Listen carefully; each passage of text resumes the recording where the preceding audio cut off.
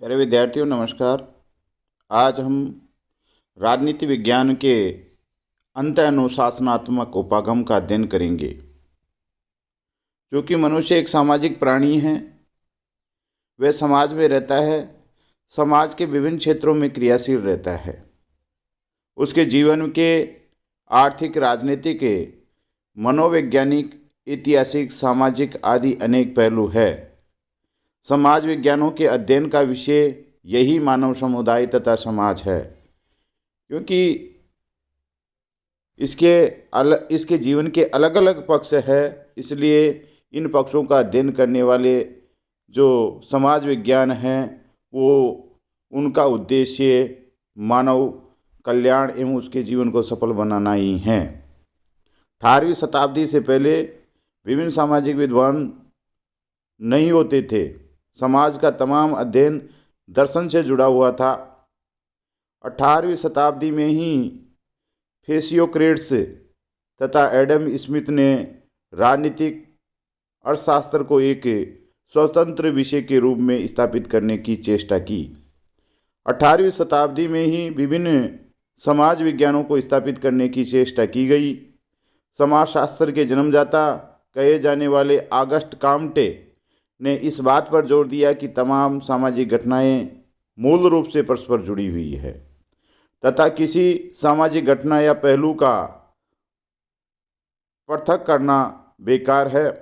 19वीं शताब्दी में कार्ल मार्क्स ने भी सामाजिक घटनाओं को समन्वित अध्ययन पर बल दिया।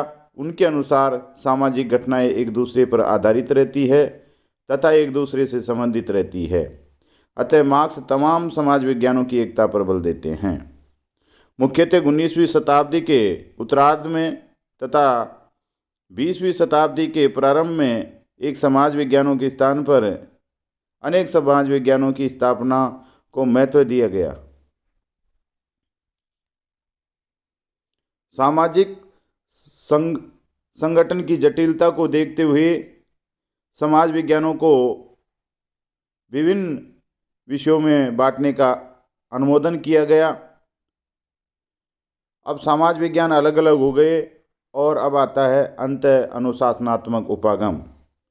द्वितीय महायुद्ध के बाद समाज विज्ञानों के अध्ययन में एक दिशा उभरी, वह है अंतर अनुशासनात्मक अध्ययन पद्धति।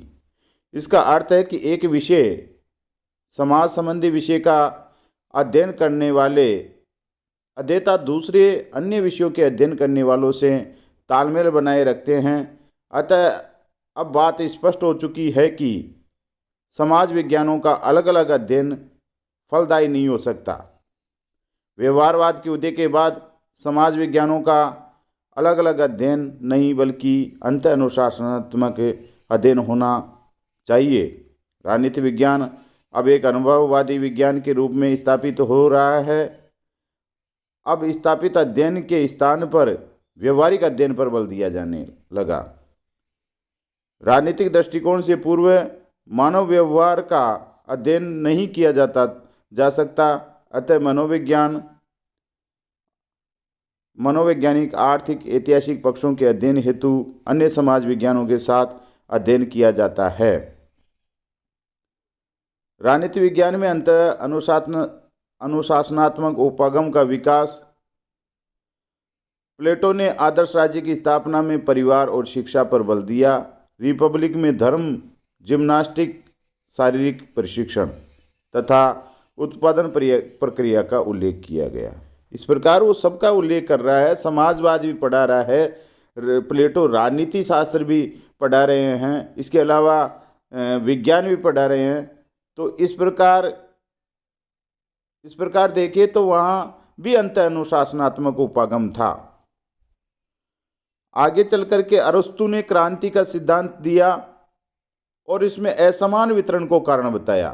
आज देखते हैं कि इकोनॉमिक्स में भी ये इस असमान वितरण को मानते हैं। ये इकोनॉमिक्स का पहलू है, लेकिन अरस्तु ने राजनीति शास्त्र के साथ में इसका अध्ययन किया, तो यहाँ भी वो अंत अनुशासनात्मक उपागम का विकास कर रहे हैं। जॉन लॉक, हीगल, मॉन्टेस्क्यू ने नीति शास्त्र का प्रयोग किया। इस प्रकार राजनीति विज्ञान को सेपरेट नहीं किया, उसी नीति शास्त्र को आगे बढ़ाया, उसी अंतर्नुशासनात्मक उपागम को आगे बढ़ाया। 1890 में कोलंबिया विश्वविद्यालय में राजनीति विज्ञान का संकाय खोला गया, तो उसमें अन्य समाज विज्ञानों के विभाग भी सम्मिलित थे। इस प्रकार अन्य समाज विज्ञान और राजनीति विज्ञान का तालमेल यहाँ भी बढ़ा। 1908 में ग्राम वाल्स की रचना ह्यूमन नेचर इन पॉलिटिक्स और आर्थर बेंटले की रचना द प्रोसेस ऑफ गवर्नमेंट में राजनीतिक प्रक्रियाओं को समझने के लिए मनोविज्ञान का सहारा लिया।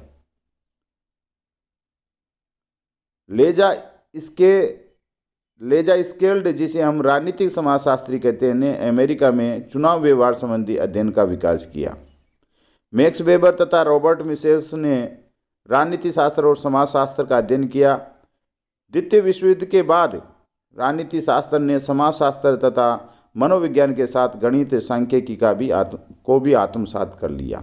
इस प्रकार हम देख रहे हैं कि ये धीरे धीरे बढ़ता जा रहा है और वर्तमान में ये चरमोत्कर्ष पर है। आज हम इसी का अध्ययन करेंगे कि राजनीति विज्ञान का अन्य समाज विज्ञानों के साथ में क्या संबंध है, और यही अंतर्नुशासनात्मक उपागम है। धन्यवाद।